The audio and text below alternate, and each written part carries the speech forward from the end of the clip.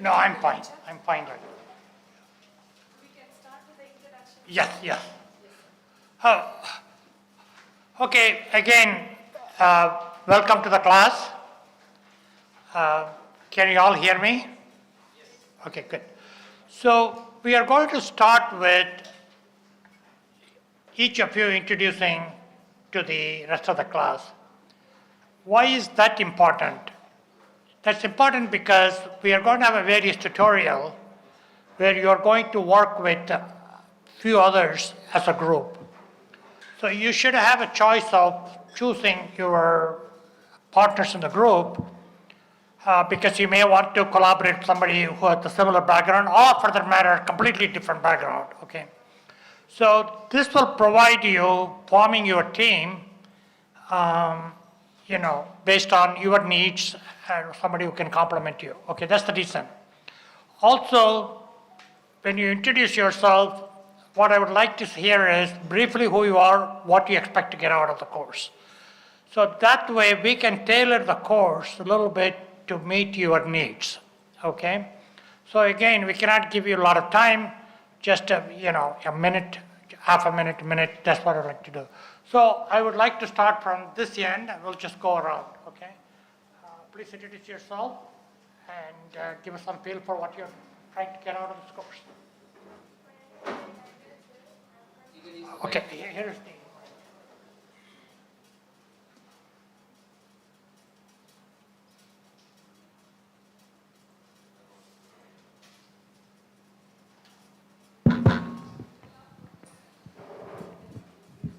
My name is Magdalene Cyril. I'm from Sedu Institute of Technology. I'm here to learn about cyber law and privacy. I am Rajeshri, Assistant Professor, Department of CSC, Sedu Institute of Technology, Madurai. I am here to learn about cyber law and privacy. I am handling for cybersecurity students, cyber law paper, so I am here to learn about the paper. Thank you. So myself Nivita, I am from Sales Institute of Technology and I am here to learn cyber law and privacy to improve myself. Okay.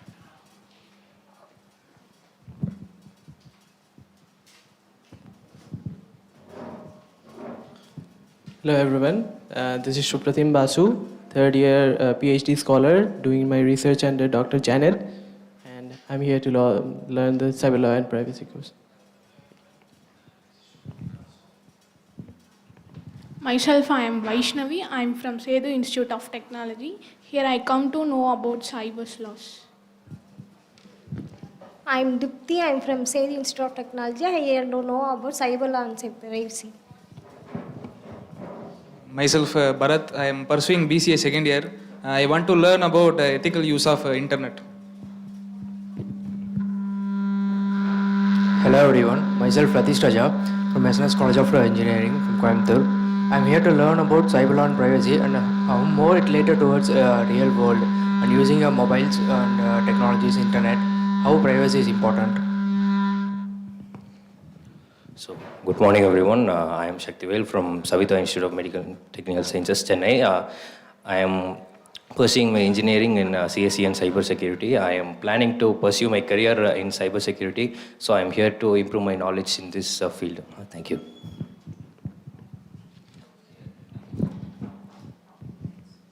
Hello sir, this is Uma Shankar. I work in a senior management position in an IT services company. I'm on the verge of retirement and wanted to see if I can make a career out of this area. I've never directly worked in cyber law, but I always was interested in cyber law. So I thought there's an opportunity for me to formally start my learning, and as I said, I'm quite serious to see if this can give some opportunity to develop my career in my second phase of my career. Yeah, that's it. Good morning, everyone. My name is Nikita Patel, and I am a research scholar in Hidayatullah National Law University, Raipur, Chhattisgarh. And since I am already from the law background, but my expertise is in constitutional law, so I'm here to learn about the intellectual property rights and more importantly, the policy framework, how a policy should be framed using in the field of cyber law. Since Director Ma'am has also told that, Sir has also told that we have been using internet for decades, but still we don't have a proper policy so that the rights of the citizens, the privacy rights of the citizens are not infringed. So I'm here to learn about those aspects. You are certainly in the right course. We are going to have 3 policy exercises. One is generally IT policy, next one is privacy policy, then also responsible AI policy. So you'll have 3 policy exercises in this course. So I think, I believe it's going to satisfy your needs quite a bit. Thank you. I'm Jayashree. I'm from Sedu Institute of Technology. I want to learn about cyber law and privacy for improve my knowledge. I'm Mohapriya of Sedu Institute of Technology. As I'm pursuing my BE degree in cybersecurity, I needed a more depth of knowledge in this core subject. So, I'm Shobana. I'm from Sedu Institute of Technology. I'm here to learn about cyber law and privacy. I am Firoza from Sedu Institute of Technology. I need more important lessons from cyber law and privacy, so I'm interested in this course. I am Molishwar from SRM Tirchi. I am here to learn about cyber law and privacy. I am Harisha, PhD scholar under Shivakumaran sir, and my research topic is cyber security in industrial automation. So I just want to need an introduction and how it is used in the industry sectors. That's why I am here. So myself, Dr. Audappan, working in K. Ramakrishnan College of Technology, and also I'm heading the Department of AI as well as Digital Operation in KRCT. So I want to know about how to do some copyrights in academics as well as how to ensure the students' data. That's my motive, sir. Thank you. Good morning, sir. So I am Madheshwaran from K. Ramakrishnan College of Technology, Trichy. So I am here to learn the cyber law and privacy and its importance. Thank you. Good morning, sir. I'm GIAN. I am from RMK College, Chennai. I am here to gain knowledge about cyber law and privacy and about security organization. Thank you.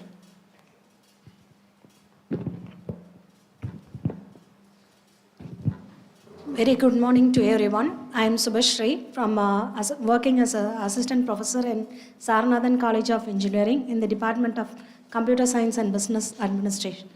So I am going to handle about the digital marketing paper for this semester. So I want to learn about the public privacy and about the cyber laws related to business environment. Thank you. Good morning, sir. I am Praveen Ampat. I am from CDAC Bangalore. I work as a scientist there. So apart from the other responsibility, I also look at the cyber. I'm working as a Chief Information Security Officer for the organization. So I would like to look at the different policy aspects and other law aspects which can be helpful in formulating the policies for the organization. Hello everyone, my name is Ramiza. I'm from Jerusalem College of Engineering from Chennai. Right now I'm doing my cybersecurity, so I want to learn more about cyber law and privacy. Thank you. Good morning, sir. Myself, Rachel, Assistant Professor from the Department of Cybersecurity in Jerusalem Engineering College, Chennai. So I'm here to get more insights about privacy security and something more regarding the law of cyber and all. Thank you. Good morning, sir. I'm Dr. Ganeshaya, working as an associate professor in Ramaya Institution of Technology, Bangalore. So here I am learned to know more about how cyber law works in education and how the privacy assessment with respect to whatever the application we use in day-to-day applications. Thank you. So good morning, sir. So this is Dr. Rajkumar Arul from VIT Chennai. I am a cryptographer and a security researcher, and I have worked with many compliance and regulations. So I have done even threat modeling and other security aspects with respect to specific applications. I'm here to know the other side of the thing, especially with respect to the law enforcement and other agencies. Yeah, thank you. Want to complement your technology side in the Yes, legal yes, side. exactly. Okay, is there anyone I missed? Have you all spoken? Okay, good, thank you. Okay, so we'll start the formal lecture. So every day we are going to have some lectures and also some tutorial where you have a chance to do do some exercise. And that way you'll be learning a lot more. Okay. So so as you know, all the four teachers, and we're all here to make sure that you get a lot out of this course. Okay, so the first session is going to be an overview of the course and some introductory materials. Okay, so first of all, you may be wondering what the course is about and what is its set of its limitation as well. So this is basically tailored for giving an introduction to cyber law for information security and IT professionals and students such as you. Okay, this course is not meant to make you a lawyer. Okay, so because that requires very much different training. But if you have a good technology background, you still have to worry about how to comply, how to when to seek assistance of your corporate lawyer or outside lawyer. Okay, so this course is to give you enough feel for when something it could be a legal issue.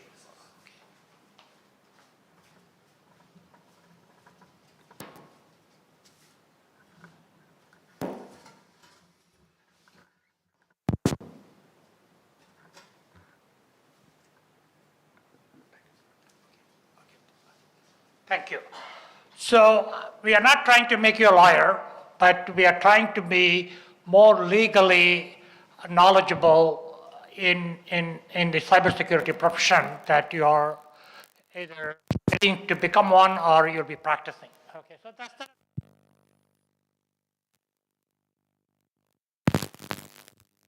okay.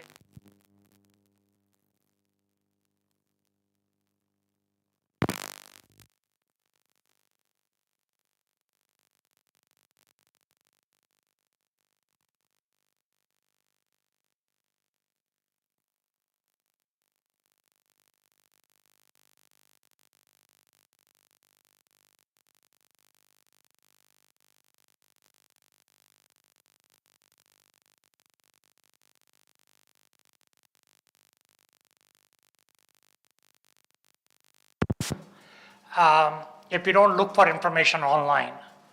So every time you go on the internet, chances are you may be subject to being affected by some cybercrime. Okay, so it is all around us, and you have to protect yourself and your company for that matter. And the question, of course, is a lot of times it's not a simply technology issue; it's also a legal issue. Okay, and also what is happening is traditional legal specialties such as contract, intellectual property right, especially copyright, are limited in their ability to deal with the internet commerce, massive IP right and privacy violation. For example, in the olden days, if somebody has to copy a book, they can make 100 copies. Maybe they can make 200 copies. Okay, but that will still take them 2 days to copy a book. Whereas today, anything you can copy in a minute and send it to thousands of people. Okay, so in other words, the scale of infraction is so much. So the old laws are no longer applicable, or the old technology to protect that kind of violation is no longer applicable. So we're going to do that. It's the same thing with the privacy violation. So if you are in a doctor's office which is not internet enabled or your records are not online, at most if something leaks out of your office, only few people are going to see it. But now everything is on the internet.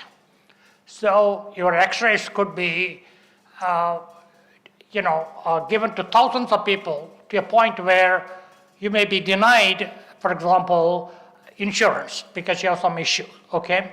So essentially, the privacy is going to affect all of us because the data about you of all kinds, whether it is financial information, medical information, your even contact information, all those things can be easily distributed to a lot of people in the world.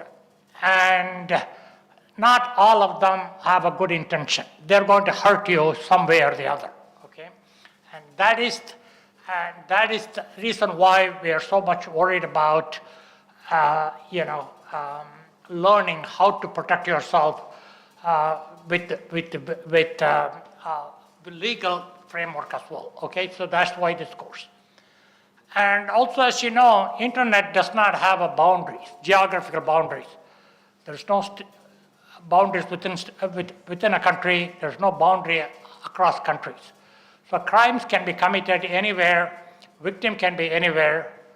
To do the present jurisdiction and all those things, which will be covered by Prasad later on, currently have a lot of issues, going after cyber criminals. Okay, so and we're going to look into where we stand legally, where still it lacks, okay? And certainly cyber incident challenge jurisdictional norms that we have. And also increasingly, if you're an IT person, IT manager, you have to comply with a lot of laws and regulations, such as privacy, such as record keeping, okay? And so you have to know what the laws are, and so that you adhere to the laws. And the last one, and which has become recently a major issue, we see a lot of advances in artificial intelligence, especially generative AI. I have not even defined to you what generative AI is, but we will. And machine learning, they are going to give you a lot of opportunities to improve productivity. Whether you're writing a paper, whether you are writing your code, everything you're going to do much better. You could do better, but then they can also pose challenge to safety, privacy, okay? And so we're going to look into how to work in that kind of environment with responsible AI or guidelines to make sure AI is ethical, the use of AI is ethical, and okay, so that's going to be the last today. And the last topic, I won't talk to you today, but it's one of my areas. I worked on the cyber offense as well. Countries are waging cyber wars all the time. And one of the issue in cyber wars is when can you say you have the right to wage a cyber war? There's a Latin term for it, jus ad bellum. And how do you make sure that actions you take is proportional to the harm that you have been inflicted on, okay? So, and in the case of cyber technology, we don't have a control. Once you release the virus, you can tell just affected 10 machines in China, okay? You just don't have any control. So the question is, what kind of legal framework you should have to guide what kind of harms you can do to other people, assuming that is reasonable, okay? But again, we won't talk about it. Part of the reason is a lot of things I cannot talk, they're all classified. But that's something most people talk about in the cyber law course. But we won't talk about this, but we'll talk about everything else, okay? If you're interested, I can refer you to some books on that area or some papers, but generally I want to stay away, okay, from the topic. Okay, so the course objectives. so we are going to give you a broad exposure to course and jurisdiction. Prasad will be the main instructor on that. And cyber governance. Governance is not simply same as security management. Governance is much higher level. And there are a lot of laws regarding how a company should be governed, even when it comes to cybersecurity, okay? And then, of course, privacy. India, as you know, recently passed a privacy law in 2023, and we're going to look into what it means to comply with the privacy law, you as a cybersecurity person.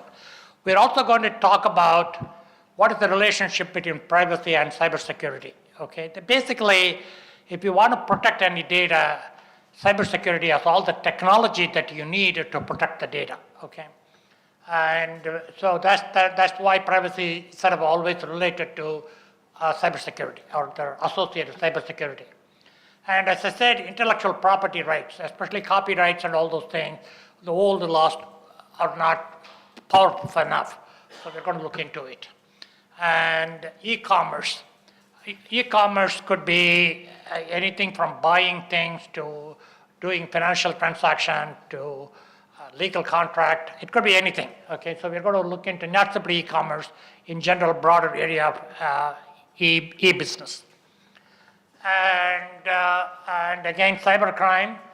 What is exactly crime in India, and some tort laws. Prakash is going to talk about this. And I'm going to be talking about evidence collection. In other words, if you think somebody has really committed a crime in your enterprise, there are a lot of rules about how to collect evidence so that you can prosecute the person. So there's a legal aspect, there's also a technology aspect that should still strictly follow the law to collect the evidence so that you can prosecute, okay, or even go for civil claims, okay. And then the last day we're going to be spending time on responsible AI. Since many of you don't know what AI is, I'm going to give you 10,000 feet height introduction to AI, and then we're going to talk about what does it mean to be responsible, what are the guidelines to develop as well as apply AI technology. Okay, so an important part of the course is learn to develop processes and procedures. In other words, these are simply knowledge. But at the end of the day, you have to learn to do real processes, develop processes and procedures, specifically policies, to enforce desired cyber behavior. See, policy is the most important management aspect we have to guide human behavior, whether you're employee, whether you're user. So we are going to spend a good bit of time in learning to understand policies as well as write policies.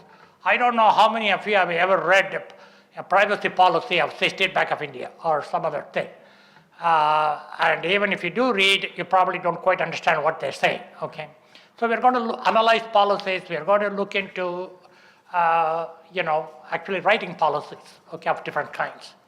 So that's what the course is about, okay? So we're going to learn some topics, but also apply those topics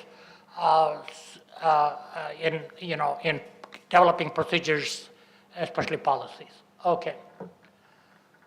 Okay, so you may wonder how this course is about. We are funded by the government GIAN.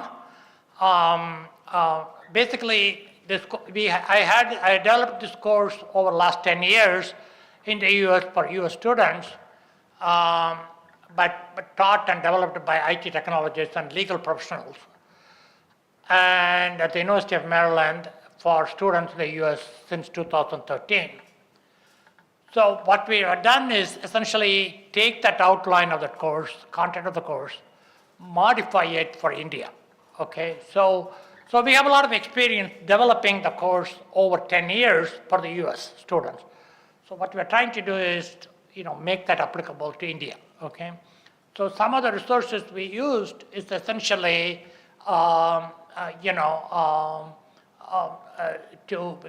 mostly to tailor the course for India, okay? So you have all these things in your lecture notes as well, okay? So you can take a look at it. So one thing I wanted to tell you, if you want, in order for you to get a lot out of this course, you may want to read ahead of the class. So for example, yesterday, we did send you the first day lectures. So if you read it ahead of the class, then you come here, then you'll get a lot more out of the course. Okay, but that way we can more focus on things that are really bother you or you don't quite understand. So I wanted to be more interactive to the extent, 30, 40 students class can allow. But the whole idea is for you to be more engaged, ask questions based on the previous reading. So I encourage all of you, before coming to the class, read the session notes, at least browse through it, get a quick feel what it's about, so that the class will be much more interactive and you'll get more out of it, okay? So before I go into the real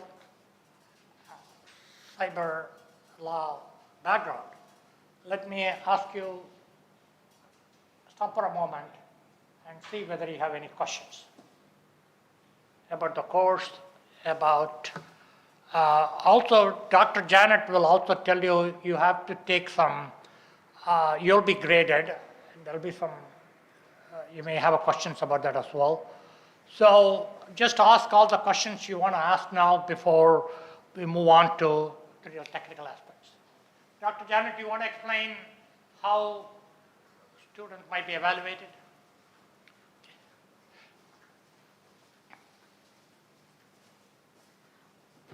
We have the schedule already shared with each one of you. So we will go according to the timing given in the schedule. And if you see at the end, we have an examination. Please don't be worried about the examination. We know that we are all, maybe half of you are students and the other half are faculty and industry people. We would prefer to work in the format of a flipped classroom, wherein, as sir had already said, we would share the material with you before the lecture. Please read through or just glance through the material, and in class we would encourage you to ask questions, make it as interactive as possible so that you understand. It's not like we tell and you listen. And each of your tutorial session, there are a set of tutorials given. So for the tutorials, you would be working together as a group. One thing I was reflecting about this workshop is that we have a senior member and we have, generations, students here, just completing your course or just starting your course. So we have people from all categories here. We would mix you up so that you would be together in a group and you would be able to brainstorm with each other so that we learn from each other, from the expertise, from the people who have experience, and from the new knowledge or the technology that the new people know. And your assignments would be given during the tutorials. You can start working on your assignments, and you will have to submit at the end of the day one assignment for that day, which we would give you feedback on so that you would be able to improve. Don't think that you'll have a big assignment and you'll have to write something. It's an assignment of creating a company policy for any company that you imagine or think about. And of course, sir would give you a complete overview of policy, how it should be. Then you work together in a group and submit a company policy. Or your own professional ethics statement you will write for yourself. That would be the assignment for your day one. And as we go, we will let you know what your assignment is, because it's mandatory according to GIAN course schedule that there should be an assignment at the end of the day, and you will have a short exam at the end in order to evaluate yourself. So you can feel free to ask questions in between. When a sir is taking the lecture, please allow him to complete a particular topic, and then when it is done, you can stop in between and ask questions of whatever you want to be clarified. Please don't interrupt in between the lectures. Any other questions or doubts you have?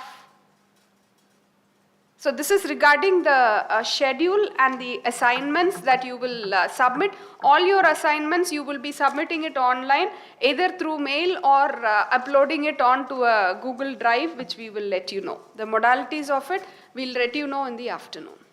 Thank you. Thank you. Okay, so now I will start on the first real session for the course. So, so you're going to be learning cyber law, right? Laws related to cybersecurity or cyberspace. So, but the laws didn't come about just like that. A lot of it came from originally what we call personal morals. Some of it might have been derived from your religion or whatever. And then there's ethics. So over the years, essentially, law is not alone, but there's a lot of other things guiding it, morals and ethics, okay? And so we're going to quickly take a look at what those terms mean. And the reason why it's important is often people confuse their own personal morals and tell other people they have to obey their morals with others. So they don't distinguish between what is self-imposed or what their religion or their community imposes and what the law is, what it means, how law is different from their view of law, okay, which is often moral. Then there's also issue of ethics. Ethics is a little bit broader term than morals. And many times what happens is we as the professionals, we have a lot of professional ethics that we have to follow, whether you're a lawyer, doctor, software engineer, we have a lot of ethical things we have to follow. So we're going to briefly distinguish between these terms and also how they are related, because that understanding will sort of help you to put the right perspective on any law, especially cyber law, okay? And also, many of us have to also follow our ethical obligations. So in fact, we're going to have a tutorial on cyber ethics, on professional ethics. So this talk is essentially to build the right framework needed to understand how laws evolved, okay, and how it's different from the two related terms. Okay, so there is actually a paper that's referenced in the notes. You should read it. It's very well written. It is probably written in the 1950s by a professor from Yale, distinguished between laws, moral, and ethics. It's a good paper to read, okay? And you will get a lot of fun out of it, okay? And it's a lot of philosophical questions it also raises. So, basically, if you look at the dictionary, what is moral and ethics, often ethics and morals deal with what is right or good, okay? And of course, to some extent, the definitions are circular. Morals will talk about ethics, ethics will talk about morals. So, anytime you have a circular definition, it's not really a good definition. But the important thing is there is some difference. Morals are generally personal, okay? In other words, you set it yourself, your parents could have given you, your immediate religion would have given you, but they're still very personal. For example, you may say compassion to everything, okay? Which you could have gotten from Buddhism, for all I know, okay? Or fairness in dealing with other humans, empathy. These are all good to have personal morals. But you can't tell somebody, have a lot of empathy, otherwise I'm going to arrest you. You can't do that. It's just your view of the world. And there's no external enforcement power, okay? Often people confuse their moral, for example, I don't want to kill animals, but you can't go and tell other people that you can't do it, okay? So I think that's sort of the, so the morals are personal, there's no enforcement power, except, you can beat up your children to be moral, but then, generally, there's no legal authority, there's no external force to enforce it. And ethics, it's often a little bit more philosophical. People argue about a lot of things, whether it is a good idea for doctors to give dying patients accelerate their death, okay? And generally, most communities will say still, doctors are not allowed to kill, okay? So medicine, law, software engineering, we all have a lot of professional ethics. And over the years, philosophers always talked about, what is ethical, what is not ethical, whether it comes to war, whether it comes to civilian life, and so on. For example, in medicine and law, even if you don't cure in medicine, you cannot hurt a patient. That's sort of number one law, number one ethics. Similarly, in finance, advisor, law, your client-patient comes first, fiduciary interest. In the case of software engineering, one of the ethics is you shall never release a system before it has been tested. There are times people have released because of their time pressure, half-tested system, but that will, essentially, no. You never release the system before it's time. You should take all the pressure and live with it before, So we all professions have ethics, and we as computer scientists, cybersecurity, software engineers, we have a lot of professional ethics. In addition to laws we have to follow, we should also follow the ethical that is established by your professional organization. Often, companies also have a lot of ethics. They will say from day one, certain things you cannot do. For example, in a company I work for, you should never get a software that is given free. You should scrutinize it. Open source is okay, but somebody gives you software, there's something catch to it, for example. Okay. Anyway, so once again, morals are personal.